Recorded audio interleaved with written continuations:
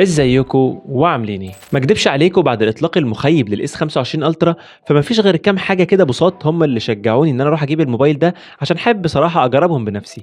ومن ضمن الحاجات الكتير اللي كنت عايز اجربها بالموبايل ده هي اني اعمل له مقارنه مع الاونر ماجيك 7 برو اللي هنا ده، ولكن مش عارف اشيله دلوقتي عشان بسجل بيه الصوت. فقلت برضو اما اطلع دردش معاكم شويه كده عن اهم التغييرات او الفروقات الكبيره بين الجهاز ده وبين ال 24 الترا بتاع السنه اللي فاتت او حتى ال 23 الترا بتاع السنه اللي قبلها، لان انا وانتوا عارفين ان التغييرات مش كبيره، ولكن هقول لك ايه التغييرات المهمه وايه التغييرات اللي هتخليني اقول لك وفر فلوسك يا عم وروح هات ال 24 الترا او حتى 23 الترا كمان. في البدايه بس حابب اشكركم على الدعم الرهيب اللي بتعملوه الفتره اللي فاتت. الحمد لله ملاحظ في تطور كبير في عدد اللايكات اللي بناخدها كل فيديو عن التاني، مما ادى ان الحمد لله فيديوهات القناه بتترشح بشكل اكبر من الاول. فاستمروا على الدعم ده، بحبكم وخلونا نبدا.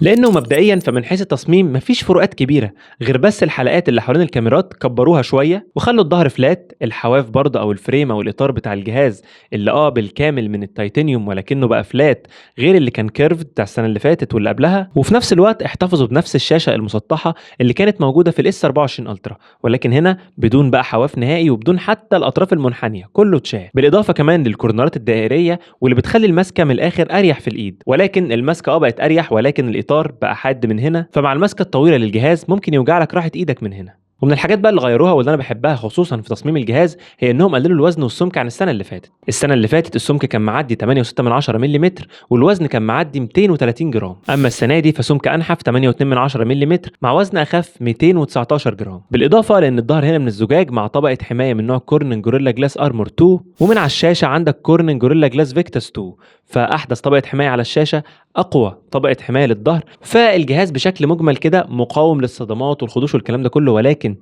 طبعا لما تجيب جهاز زي ده اجري على طول ركب له جراب، ركب له سكرين الظهر زي ما متركب هنا كده وسكرين على الشاشه كمان، لان برضو الحاجات دي كلها مقاومه وي وي وي وي، ولكن انت ما تضمنش الجهاز ده لو اتكسر. شوف شاشته دلوقتي في التوكيل هتخش في 20,000 جنيه، فتلت ثمن الجهاز. فلو على الحمايه يا عم ما تقلقش، الجهاز محمي الحمد لله، ولكن لازم برضو تركب له سكرين بروتكتور. اللون اللي معايا ده هو التيتانيوم سيلفر بلو، لون جميل ومن اهدى واشيك الالوان بصراحه اللي نزلت، هو واللون الاسود بجد الوانهم خطيره. بس كل دي اذواق يعني مش قصتنا هنا ان التصميم هو الممل من ايام ال 22 الترا، يعني 22 23 24 25 كلهم تحسهم نفس التصميم، ما عملوش حاجه جديده غير ان هم بس طخنوا الحواف اللي حوالين الكاميرات. في ناس بتعتبر دي ميزه انها تقول لك يعني كده خلاص السلسله بقت مميزه بالتصميم ده، فانا اي حد هيشوفني في الشارع هيعرف ان انا شايل الترا من سامسونج.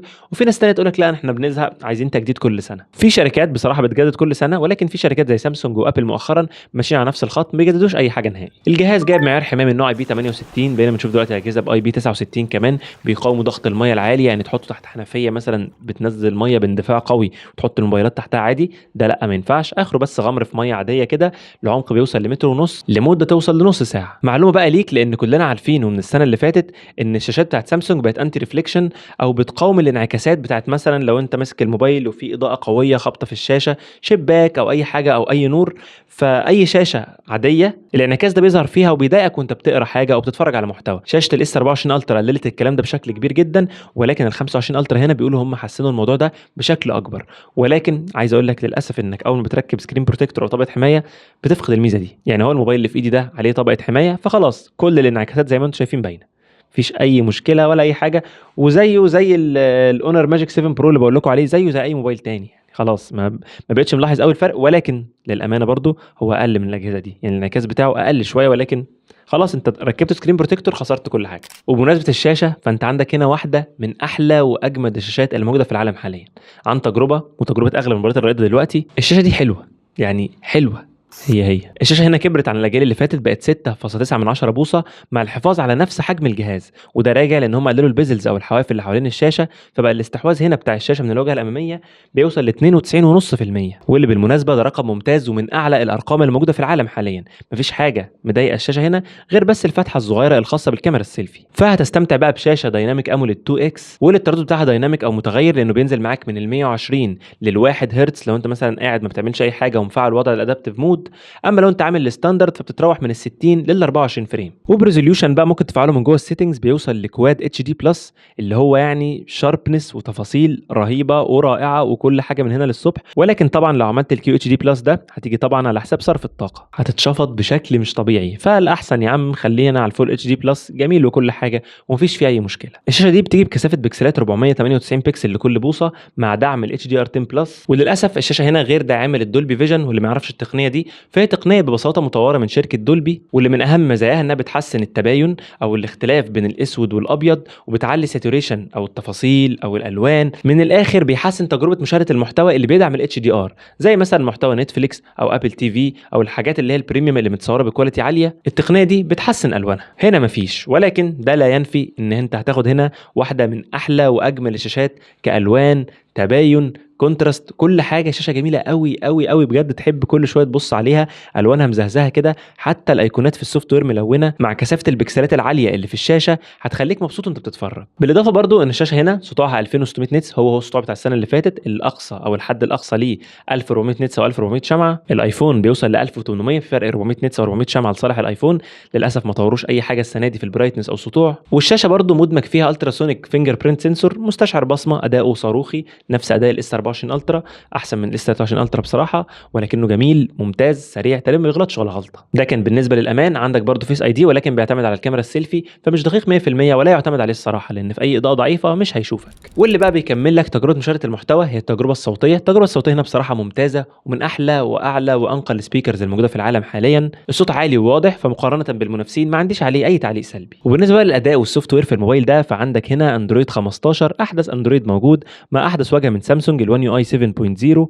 واجهه بصراحه جميله جدا جدا، مليانه انيميشنز ملونه، شكلها جميل، حتى الايقونات فيها شكلها حلو جدا. تجربتي مع الواجهه كانت سلسه الى ابعد حد، مفيش اي تهنيج، مفيش اي تقطيع، مفيش اي جلitchات بتحصل في الانيميشنز رايقه كده وسلسه وجميله قوي. يعني مفيش فعلا اي حاجه سلبيه اقدر اقولها على السوفت وير هنا. ومن اكبر التحديثات اللي عملوها مثلا في الواجهه، زي ان هم قسموا النوتيفيكيشن سنتر خلوه على الشمال والكنترول بانل من اليمين. فببساطه تشد من على اليمين كده يظهر لك الكنترول بانل، تشد كمان شده يظهر لك باقي الايقونات او باقي الاختصارات اللي في الموبايل. ايوه زي ما جه في دماغك كده، شبه الايفون. مش لازم تقلدون في كل حاجه يعني. بس التغيير الجذري بقى اللي حصل في الوان يو اي هو دمج الذكاء الاصطناعي، وان بقى فيه وحده معالجه خاصه في المعالج الموجود في الموبايل ده، كل مسؤوليتها انها تخدم على مهام الذكاء الاصطناعي اللي موجوده في الموبايل. على سبيل المثال عندك ابلكيشن النوتس او الملاحظات اللي موجود في سامسونج، اللي لا غبار انه واحد من افضل النوتس اللي موجود في اي موبايل اصلا. هتدوس على علامه الاي اي هنا وتعمل له مثلا اوتو فورمات. هنا هيغير لي صيغه كل ده، هقول له اعمله لي على هيئه عناوين رئيسيه ونقاط فرعيه. اختار لي كل الكلام ده واقول له جنريت تكست، هلاقيه طلع لي بقى بكذا فورمات او كذا قالب اختار بينهم براحتي. ده غير طبعا مزايا تانية كتير زي التلخيص او السبيلنج تشيك اللي بيشيك على الجرامر بتاعك او السبيلنج لو انت كاتب حاجه غلط، او الترانسليت اللي بيترجم لك اي حاجه. كل ده بشكل مجاني. وركز ان انا قلت لك كلمه مجاني هنا، لان في اشاعات طالعه او كلام طالع ان سامسونج عامله الحاجات دي بشكل مجاني لحد نهايه 2025. طب وبعد كده الله اعلم، هل هيخلوها بفلوس؟ ولو بقت بفلوس مين هيروح يدفع يعني؟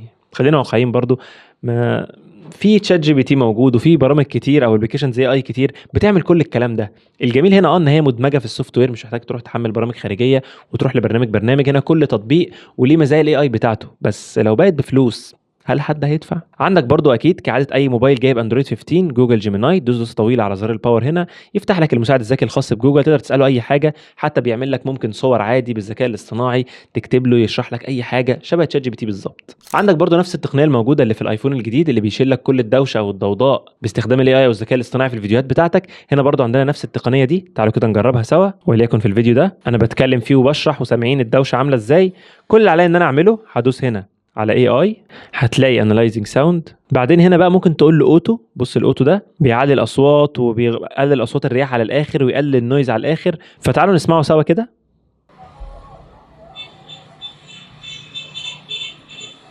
بس لو مش متخيل الفرق بينهم كبير قد ايه فتعالى اوريك دلوقتي. تعالوا كده اسمعكم نفس الحته دي من غير التقنيه دي. هدوس على اوريجينال.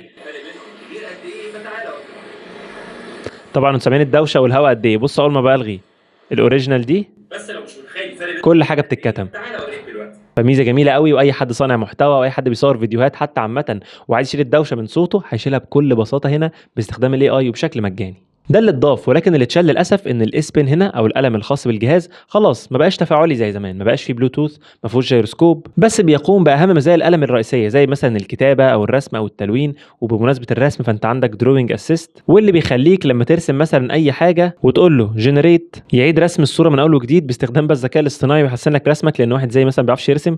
وعندك برضو الخاصيه اللي بقت ترند اصلا الفتره اللي فاتت، انك بتجيب وشك كده وتخبيه باي حاجه بايدك او بريموت او باي حاجه زي ما انا عامل كده، وتخش على الاي اي وتعلم على الريموت كده بالشكل اللي زي ما انا عملت، وتقول له ديليت او كلير. بصوا كده جنريت بدقه رهيبه مقارنه باغلب الهواتف الرائده كمان اللي موجوده في العالم حاليا. لا، الجهاز ده او الاي اي يا جماعه بتاع سامسونج في حته تانية خالص. فعلا احسن اي اي استخدمته او احسن استغلال للاي اي كان في هواتف سامسونج من وجهه نظري. بس المحرك بقى والموتور اللي مشغل الوحش ده هو السناب دراجون 8 اليت 4 جالاكسي. سامسونج كده معمول لها خط انتاج كده خاص بال8 اليت او المعالجات الجديده دايما بتكون موجهه لهواتف سامسونج، واللي بيمكنها انها تطوع المعالجات بتاعتها شويه للسوفت وير بتاعها. وعايز اقول لك مقارنه بباقي الموبايلات اللي فيها ال8 اليت بيتفوق على معظمهم في المالتي كور، وبيحقق حوالي 2 مليون و200 الف نقط اداء على منصات اختبار الاداء انتوتو بنش مارك. ده اعلى سكور جابه الجهاز. بس اللي انتم شايفينه دلوقتي ده الرقم او الاختبار اللي انا عملته بنفسي. فسواء كده او كده هتاخد واحد من اقوى واعنف الاجهزه اللي موجوده في العالم حاليا. مفيش اي كلام يتقال اصلا عن المعالج او الاداء في الجهاز زي ده. فعلا وحش وسفاح اداء وسوفت وير رائع وسلس وجميل، مفيش اي نقطه سلبيه في الجزئيه دي. هتقول لي استنى تجربه العاب وبتاع، اقول لك ببجي 120 فريم على الموبايل ده مفيش موبايل اصلا اقوى منه في عالم الاندرويد، غير مباريات الجيمنج بقى اللي بيبقى فيها تبريد وكده فبتحقق سكور اعلى. نيجي بقى لواحده من اهم واحلى الجزئيات اللي موجوده برده في الموبايل، هي جزئيه الكاميرات والتصوير. مبدئيا الجهاز ده بيجي بنفس السنسور الرئيسي بتاع السنه اللي فاتت ال 200 ميجا بكسل اللي فاتت حدث اف 1.7 واللي فيه اي اس او مثبت بصري اداؤه خارق، ونفس الكاميرا الثانيه اللي بتعمل تقريب 3 اكس اللي بدقه 10 ميجا بكسل، ونفس برضو الكاميرا الثالثه اللي بدقه 50 ميجا بكسل اللي بتعمل 5 اكس اوبتيكال زوم. التغيير الوحيد في الكاميرات الخلفيه ان الكاميرا الالترا وايد هنا بقت 50 ميجا بكسل، وبالاضافه لانها بتدعم تصوير لحد 8K فانت كده خلاص رسميا عندك الاربع كاميرات اللي في الظهر بيصوروا بريزوليوشن 8K في موبايل. تخيل انت. بالنسبه للصور اللي بتطلع من السنسور الرئيسي فهي صور سينمائيه، يعني جاهزه على الابلود، مش محتاجه اي لعب ولا اي تعديل منك، لان زي ما انت شايف اهو الصور مشبعه الوان، تفاصيلها غنيه جدا، الكونتراست تقيل كده ومفخم الصوره، حتى الاتش دي ار والتصوير في الشمس وكده مثالي مفيهوش اي غلطه الصراحه. وده حتى فيديو 4K من الموبايل وانا بتمشى بحيث نجرب مع بعض الثبات بتاع الفيديو، واللي الحقيقه ما اختلفش كتير عن الثبات الموجود في الاس 24 الترا. اللي حسيته بس ان تفاصيل الفيديو هنا افضل كتفاصيل زي ما قلنا مش اي حاجه تانية، وكتبات فهو زي ما قلنا رائع وفاجئني الصراحة مقارنة بالايفون، لاننا دايما عندنا اعتقاد كده ان الايفون دايما هو اللي بيدينا اكتر ثبات في الفيديوهات، ولكن مؤخرا بان ان عادي جدا في منافسين وشرسين كمان للايفون. بس لو دخلنا بقى على تصوير البورتريهات والاشخاص فكواليتي الصور هي اللي ممكن تاخدها من الاس 24 الترا لو عايز تعرف الفرق. اما غير كده فالصور عزلها جميل قوي كده، العين تحب تشوفه، السكين تون واللي سامسونج شكلها شغال عليه بتحاول تقرب لللوك اللي بنحبه في الايفون، وهو اللوك اللي بيقلل الهايلايتس مع تشبع متوازن ما يكونش زايد عن اللزوم زي ما كان بيحصل قبل كده. فنتفق او نختلف، ولكن سامسونج بتأكد على انها الافضل في تصوير البورتريهات في عالم الاندرويد. ودول بقى صورتين بالسنسور الالترا وايد الجديد ال 50 ميجا بكسل واللي تفاصيله اكتر من الجيل اللي فات، وهو ده الفرق الجوهري الحقيقه عشان تكون عارف برضو مع الاس 24 الترا. غير كده زي ما انا عمال باكد فتجربه التصوير في الجهازين تقريبا واحده. اما بقى الزوم فطبعا لا غبار على ال 100 اكس الشهيره بيه سامسونج. صحيح حاليا في هواتف ومع تقدم الاي اي بقت بتنافس بل وتتفوق كمان على الالترا من سامسونج، ولكن بعيدا دلوقتي عن المنافسين فالنتائج كلها حلوه خصوصا بالنهار. اما بالليل فكعاده سامسونج وبالنسبه للسنسور الرئيسي فتجربه ليليه ممتازه. يعيبها بس ان احيانا زي ما انتم شايفين ممكن الصور تطلع مهزوزه شويه، مع اني كنت براعي جدا ان ايدي تبقى ثابته وانا بصور، ولكن غير كده كل حاجه 10 على 10. ضافوا اخيرا تصوير لوج زي اللي موجود في الايفون، وده بتوصل له عن طريق انك بتفتح ابلكيشن الكاميرا وبتمشي لحد مور وبعدين تختار برو فيديو، ومن فوق بقى تعلم على لوج او تطفيها براحتك زي ما تحب. وبعد ما بتصور بقى اي فيديو بتخش على الجاليري عندك وتنزل لتحت وبعدين تختار كوريكت كلر. من كوريكت كلر هنا بيعدل لك الالوان بتاعت الفيديو زي ما انت شايف كده ويطلع لك احسن معالجه ممكنه. وبالنسبه بقى للكاميرا السيلفي فهي 12 ميجا بكسل زي الاجيال اللي فاتت، بتقدم نفس التجربه مفيش فروقات قويه مع الاس 24 الترا، فهي صور جميله عزلها لطيف والسكين تون الشهير بتاع سامسونج فحبيته قوي هنا الصراحه. والكاميرا دي بالنسبه لتصوير الفيديو فيها فهو ممتاز، الاتش دي ار فيها مظبوط ويعتمد عليه، والكاميرا بتدي لوك حلو قوي لما الشمس تخبط في وشك. فها بقى قولوا رايكم بصراحه في كاميرات الجهاز ده في الكومنتات تحت، واستعدوا لمقارنه كاميراته مع الاونر الماجيك 7 برو والايفون ال 16 برو ماكس. واخيرا واخر النقاط المهمه في الجهاز هي جزئيه البطاريات والشحن. للاسف برضو نفس البطاريه ال 5000 ملي امبير اور بتاعت السنه اللي فاتت، ولكن شفنا اوبتمايزيشن افضل السنه دي. الجهاز بيقعد اكتر من الاس 24 الترا بفرق حوالي من ساعه لربع ساعه، فده كلام ممتاز وجميل. ولكن كنا نتمنى بقى نبتدي نشوف بطاريات سيليكون كربون زي الاونر ماجيك 7 برو، يعني بطاريه 6000 5800 بنفس السمك النحيف ده. كان هيبقى كلام ممتاز وبتحسسني كده انك مواكب التكنولوجيا، يعني مش بتاخر عليا كل حاجه. حتى سرعه الشحن هي ال 45 واط اللي بتشحن الجهاز بالكامل من 0 ل 100% في حوالي ساعه كامله. ناس كتير تشوف الرقم ده مش وحش، ولكن من وجهة نظري انا جربت موبايل زي الماجيك فبنشحن في نص ساعه، فمن نص ساعه لساعه ضعف الوقت، والجهاز بيشحن وايرلس بقدره 15 واط. صحيح الجهاز يعني كمجمل اداء بطاريه بشكل عام او انها تصمد معاك، فهي كانت بتصمد تقريبا شبه الايفون اللي معايا، يعني مفيش بينهم فرق غير مثلا ممكن نقول ربع ساعه نص ساعه، حاجات انا مش هلاحظها. فانت لو بتدور بقى يهمك البطاريه رقم واحد وبتدور على اقوى بطاريه في عالم الاندرويد، فالاس 25 الترا هيكون خيار ممتاز بالنسبه لك. بكده نكون استعرضنا كل حاجه مهمه تخص الاس 25 الترا. لو ما تعرفش سعر الجهاز فهو سعره الرسمي في مصر نزل حوالي 2000 جنيه او 3000 جنيه، حاليا سعره بيتباع ب 74000 جنيه. دي النسخه اللي بضمان محلي اللي ما فيهاش ضرايب ما فيهاش اي حاجه، فبصراحه تسعير ممتاز، يعني ما نكذبش عليكم. في وسط الاسعار اللي بنشوف مثلا موبايلات من اونر وي بتتباع بخمسينات وستينات، فان الاس 25 الترا يبقى ب 74000 سعره كويس، وخصوصا مقارنه باسعاره في الامارات والدول الشقيقه. لكن لو عايز نصيحه مني انا، لما تروح تشتري موبايل زي ده روح هاته كسر زيرو، يعني مش لازم تشتريه زيرو بقى من تفتح انت الكرتونه، لان انت فاتح كرتونه جهاز زي ده بتكلفك حبه حلوين يعني. فحاجه زي الحاله اللي معايا دي سعرها 59000 جنيه برضه مالهاش ضرايب وبضمان محلي، فرق بتاع 10000 جنيه، فرقم طبعا ممتاز. وفي نهايه الفيديو طبعا ما اقدرش اقول لك ما تشتريش جهاز زي ده، جهاز وحش في كل حاجه، من اعلى واحلى الاجهزه اللي ممكن تمسكها في حياتك اصلا. ولكن من وجهه نظري وبشكل ملخص كده، لو انت معكش الزياده ال 20000 جنيه دي روح للاس 24 الترا، مش هيزعلك في اي حاجه، لا في كاميرا ولا في شاشه ولا في تصميم، حتى الشكل تقريبا شبه متقارب. فلا يعني مزايا الاي اي والذكاء الاصطناعي والكلام ده حلو وجميل، ولكن مش ده اللي هدفع فيه 20000 بصراحه يعني. فرايي النهائي لو معاك اس 24 الترا او قدامك اس 24 الترا بسعر مناسب، توكل على الله وهاته. والاس 25 الترا نخليه بس لحد ايه، مثلا جاي من ال 22 الترا هنا اقول لك لا الابجريد فعلا محترم. لو جاي من ال 23 الترا فالفرق مش كبير، ممكن نقول الفرق مثلا 30%، لكن من ال 22 الترا ممكن الفرق يوصل ل 50%، فرق تحسينات في كل حاجه. اما لو انت شخص جاي من الايفون فطبعا توكل على الله، هات جهاز زي ده هيخليك تمسك الايفون بتاعك اصلا ترميه في الزباله، وعن تجربه. وبس كده، ده كان رايي الشخصي. عايزكم تستنوا بقى مقارنه ان شاء الله بين الاس 25 الترا والايفون ال 16 برو ماكس، ان شاء الله قريب قوي هتنزل. وكمان مقارنه قويه بقى بين الاس 25 الترا والوحش ده اللي انا عمال بسجل بيه الصوت ومش عارف، هو ده الاونر ماجيك 7 برو. استنوا مقارنات ان شاء الله قويه جدا جدا جدا هتنزل على القناه، لان فيديوهات المقارنات في موبايلات الفلاج شيب هي احلى حاجه بصراحه، لان المراجعه وكده مفيش كلام جديد يتقال، يعني كلها مزايا وكلها حاجات خارقه، يعني مفيش حتى عيوب كبيره نقول عليها غير شويه تفاصيل صغيره او ملاحظات بنقولها اثناء الفيديو. لكن المقارنه بتبين بقى مين بقى يفرض عضلاته ومين هيخسر ومين هيستاهل الفلوس اللي هتدفع فيه. ده كان رايي الشخصي، وانا عمر من قناه اوبيتك. ما تنساش في نهايه الفيديو اللايك بتاعك الجميل وتشترك في القناه مش مشترك عشان يوصلك كل جديد بنزله اول باول. واشوفكم فيديو جديد ومقارنات جديده وفيديوهات جامده ان شاء الله. سلام.